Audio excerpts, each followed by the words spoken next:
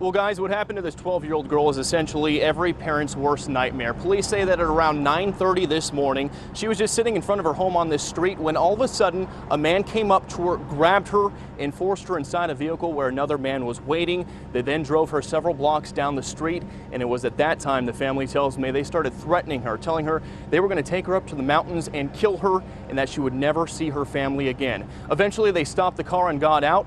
That's when the girl saw her chance. That's when she escaped and ran for help, finding an adult.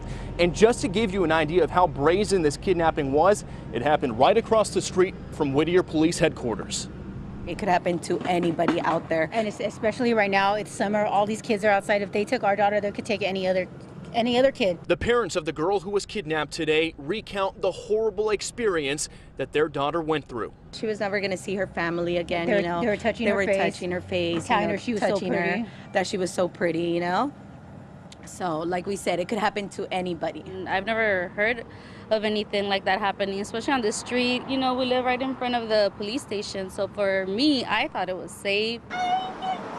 Joanna Alvarez has called this neighborhood home for the past 6 years.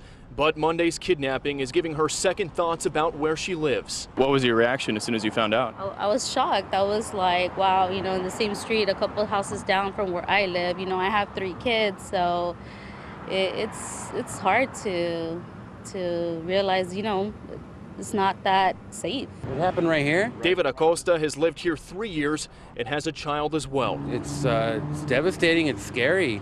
I mean, we're living in some pretty screwy times right now, you know? Whittier police say the kidnapping happened right in front of David and Joanna's homes at the 13,400 block of Franklin Street. Once the girl was pulled into the car, police say the abductors drove her several blocks down the road before stopping and getting out. That's when the girl was able to escape and run for help.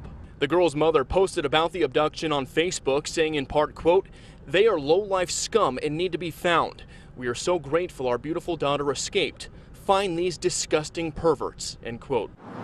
The mother told me she and her daughter spent several hours at Whittier Police Department headquarters on Monday as they tried to help police draw up suspect sketches.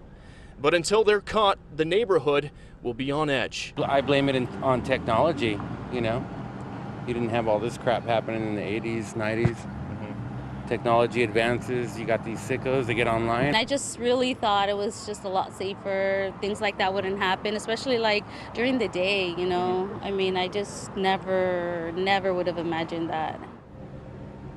Now, on top of the fact that the girl was able to escape her abductors, there is some more good news in this case, which is that she was actually able to give police a fairly detailed description of her attackers. Suspect number 1 is described as a Hispanic man in his 20s with a shaved head. He's got black hair and a beard. He had a shaved line across his left eyebrow, and he was wearing a white shirt and blue jeans. Suspect number 2 is also a Hispanic man, but he's in his 30s. He has a shaved head, a dragon tattoo on his right bicep, and he was last seen wearing a white tank top with tan pants. As for the car they were driving, police say it was a 2000 model Chevy, green 4-door Chevy Malibu or similar build sedan. And if you know anything on this case whatsoever, Whittier detectives want to hear from you. Please contact them immediately if you have any information that could help lead them make some arrests. For now, we are reporting live in Whittier tonight. Bill Malugin, Fox 11 News.